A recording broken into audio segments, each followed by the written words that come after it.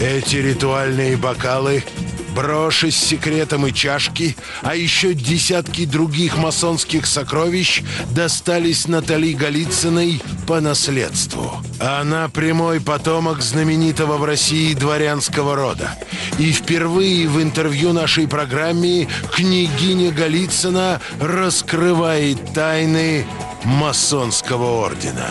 Она утверждает, как и это кольцо, принадлежавшее ее прадеду, любая масонская деятельность всегда имеет две стороны. Натали Голицына подтверждает, масоны зашифровали тайные знаки на фасадах зданий, имевших для них сакральный смысл. Если посмотреть на Петербург, то для масонов вот эта божественная дельта, это треугольник с глазом, основной символ. Можно сказать еще про Амстердам. Это чисто масонский город, который был построен по всем масонским правилам, по чертежам.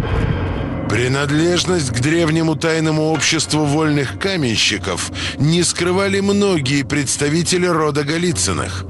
Так, в среде оккультистов прадеда княгини Александра Голицына знали как верховного магистра ложи. Существовала масса сект, куда даже ходил царь. Туда входили самые передовые люди. И вот они, значит, там предсказывали будущее, вызывали духов. В усадьбе Голицыных в Кузьминках и сегодня можно найти следы масонского ордена. Исследователи считают, что именно здесь высшие магистры подпитывали свою власть и взывали к силам тьмы. Все родственники княгини Голицыной были репрессированы после Октябрьской революции. Некоторые эмигрировали за границу, но масоны из России не ушли, говорит княгиня.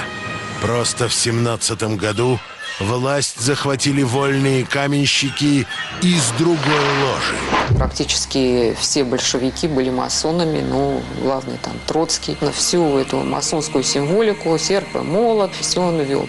И также степени. Октябрята, пионеры, комсомольцы. Они читают определенные клятвы. Все один в один взято просто у масонов.